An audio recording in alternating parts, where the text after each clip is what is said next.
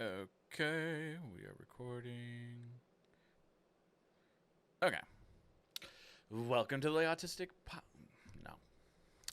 Welcome to the Ballistic Autistic Podcast. I am Steven, your host, and we have some pretty cool news stuff. Not too much, so this will probably be a quick episode. Hopefully, you find some really cool information, and as always, resources that'll hopefully be available and suitable for you. So, we're gonna jump right in. So, starting with boom, Maryland to hire first statewide autism coordinator. Now, this one's a little interesting because I didn't really find much as far as what really the Actually, let's get into it. It'll make more sense. Ah, jeez, I don't know how to get rid of this stupid thing. Okay, Maryland is looking to hire its first statewide autism coordinator. Message out to Maryland. Try maybe, I don't know, find someone who's on the spectrum. Just maybe. Just a little maybe. The position within the Governor's Office of Community Initiatives would work on services and programming for Marylanders with autism and caregivers.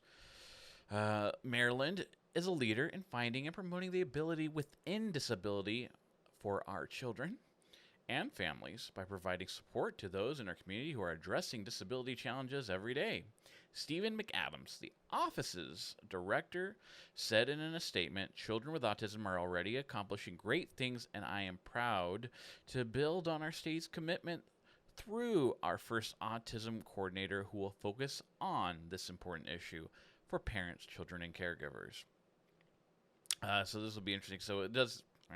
The one thing that's a little bit more is like when they phrase like that, it kind of makes it seem like they're gonna be maybe not too much initiative for the adults. And the position was created under the bill Governor Larry Hogan signed into law last year. The coordinator will be tasked with developing a plan to address autism-related needs in employment, housing, healthcare, training for first responders and criminal justice professionals. So, I mean, I think what we can kind of expect from the position is lots of bureaucracy, unfortunately. I'm guessing they're going to incentive creative programs for businesses to hire individuals with autism, housing, so, financial aid for rent and stuff like that, healthcare. Again, this is it's all financial aid. It'll just be lots of applications and all that stuff, having to prove. Criminal justice professionals.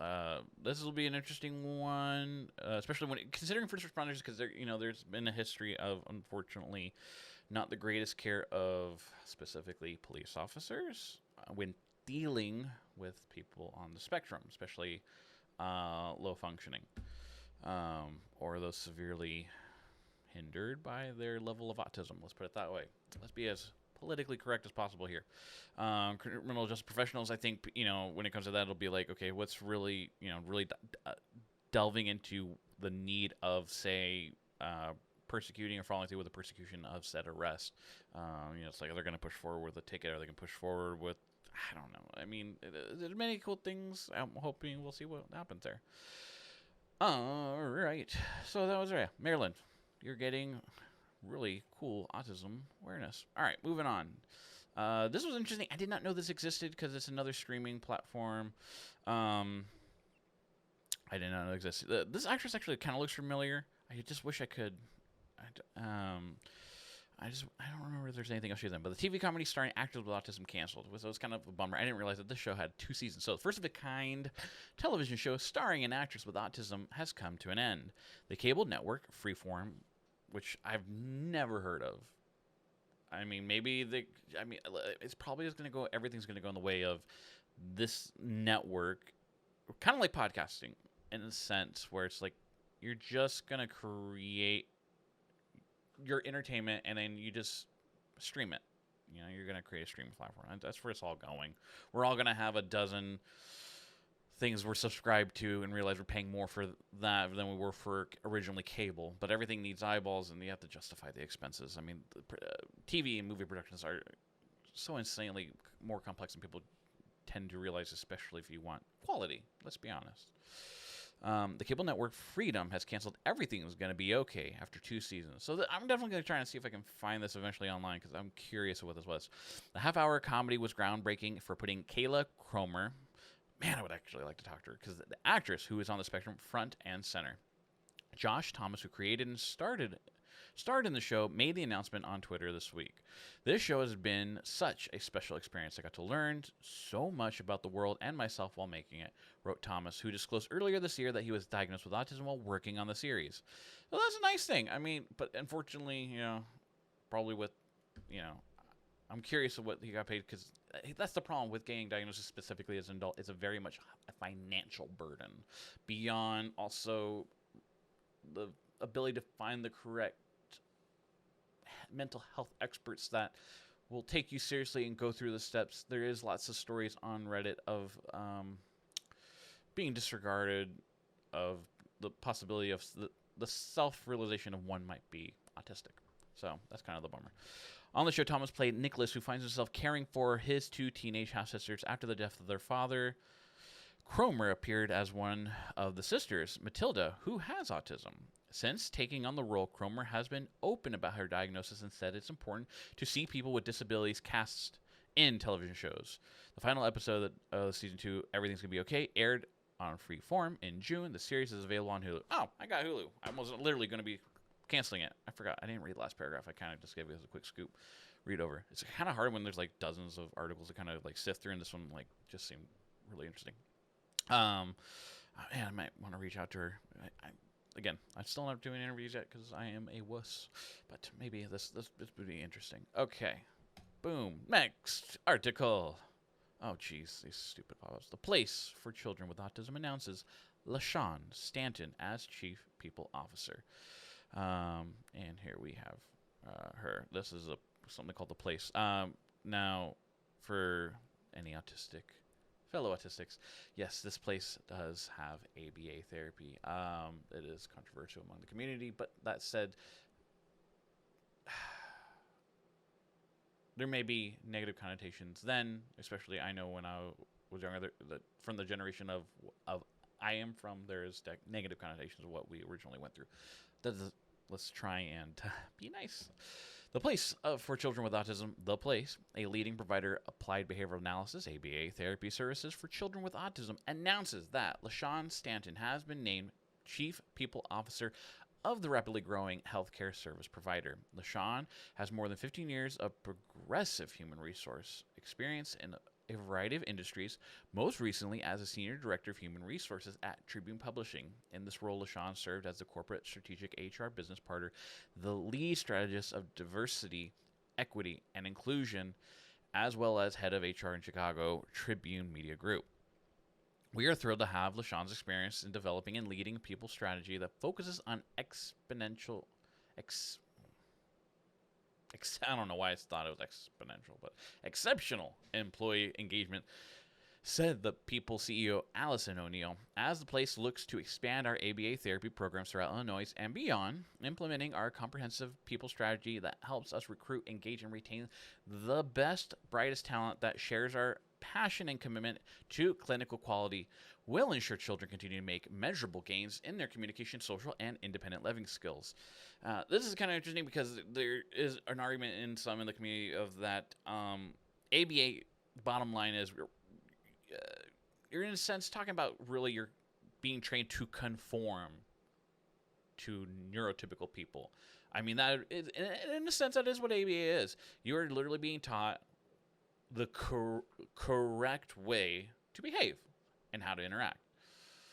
So, just to keep that in mind. I am beyond excited to join the mission-driven, people-oriented, and clinically focused team at the Place during this pivotal time. I look forward to leading the HR function, the people strategy, and working with the entire team to continue to build on the momentum already underway in expanding our much-needed and best-in-class therapy programs across communities. LaShawn began her human resources career at Comcast. That's a great company, but I mean, probably, depending on how she moved up. There's not a lot of positivity coming from Comcast, but maybe, hey, this might be her. Where her impact and career progressed rapidly during her tenure. While serving as National Director of Field Human Resources at Home Chef, LaShawn developed and instituted a highly effective recruitment and employee engagement strategy that helped the company expand from 400 to more than 1,600 employees in 2 years. Most recently, a um, Tribune Publishing and Chicago Tribune Media Group, LaShawn was responsible for increasing employee engagement and retention, develop leadership, and evaluate and implement total reward strategies. In addition, she also led an effort to embed DEI practices into all facets of people and business processes, from recruitment and talent development to performance management and succession planning. In other words, she probably had the most bomb pizza parties.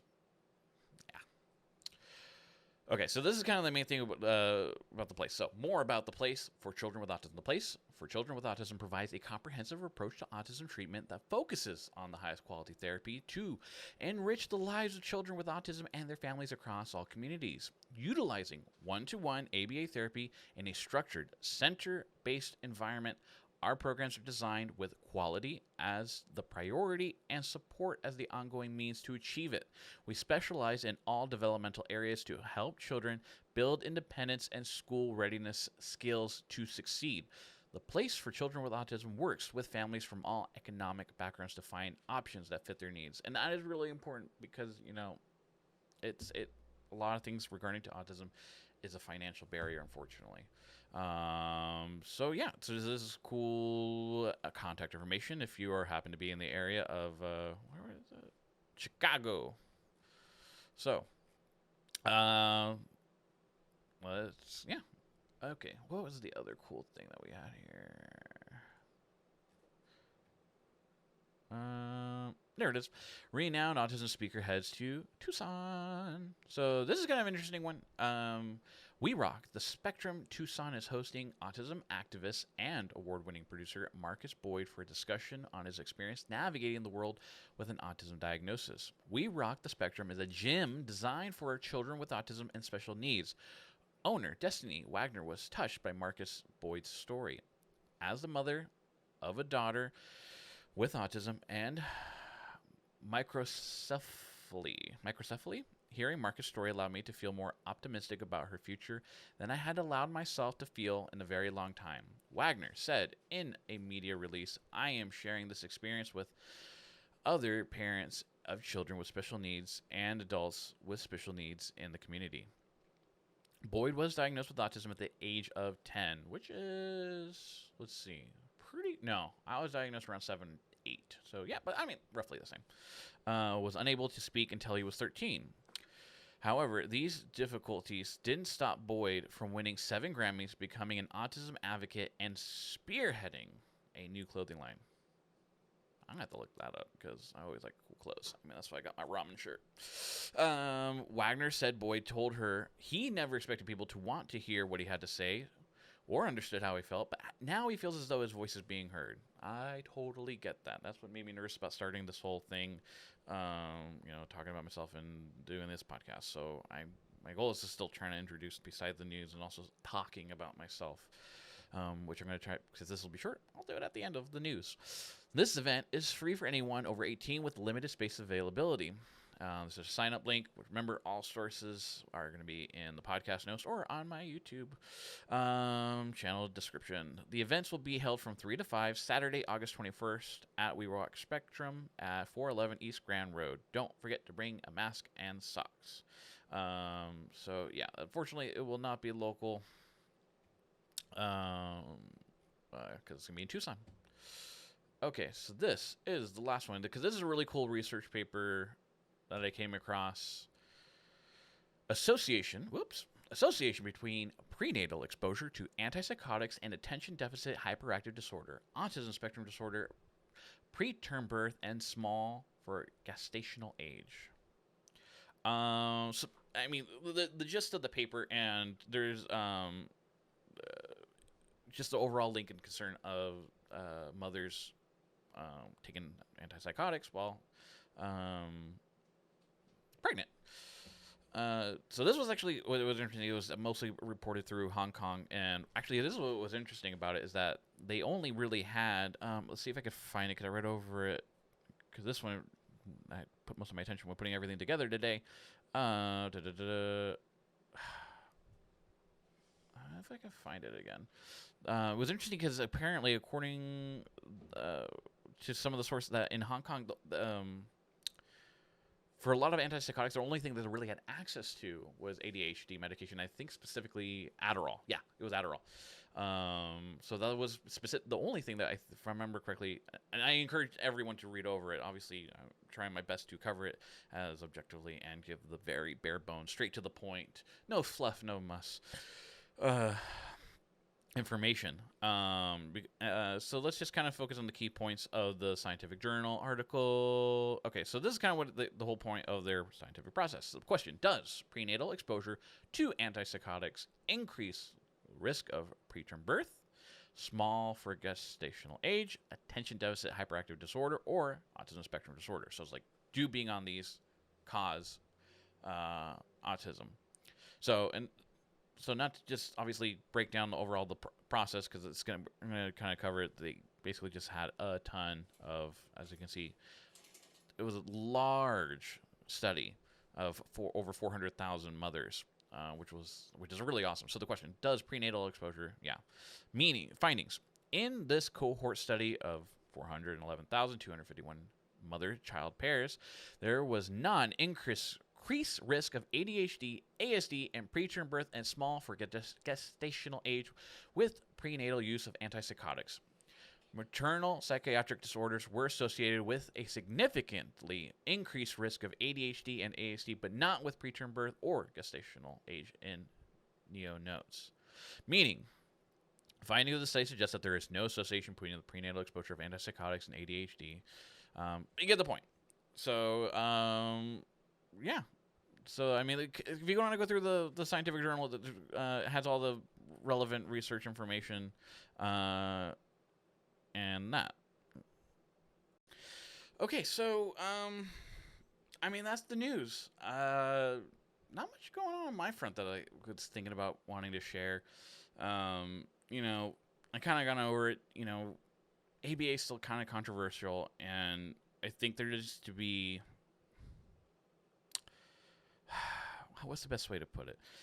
There needs to be the reminder for parents, like, ABA isn't curing your kid, and it could potentially, I think, and this is why it's controversial, especially among the autistic community, that because the conformity that it is imposing could be harmful, and I mean, it could cause psychological damage, scarring even. I mean, let's just put it that way. Because, I mean, there are those that believe that it is abusive. I mean, I kind of went through something similar, again, when I was younger. I mean, everyone has their story. Everyone will experience things differently. Some will go through, obviously, maybe fantastic processes that will help them. So, there's that. I definitely need to... we'll hopefully be able to do better podcasts. I really hope you all enjoyed it. I would love your feedback as far as how it's going, what you would like to see as far as the information. Do you want to hear more about me and my life experiences? Do you like the way I'm breaking down the news articles and with the input of commentary?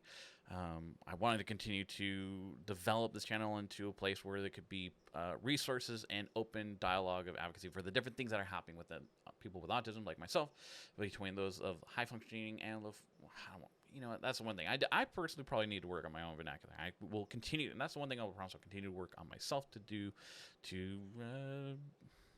be nice. You know, I mean, I don't wish to be flippant, but some things, you know, hey, I got autism. I'm going to try my best. That's my goal. I'm just going to try my best, and I hope you all loved and enjoyed today's episode and the information. So please don't forget to share, subscribe, like, comment, all that fun social media stuff that, honestly, if you don't want to, don't. But if you do, I'm definitely going to like it. But yeah, again, feedback. I genuinely want feedback. I'll leave it at that. Thank you, and good night. Peace.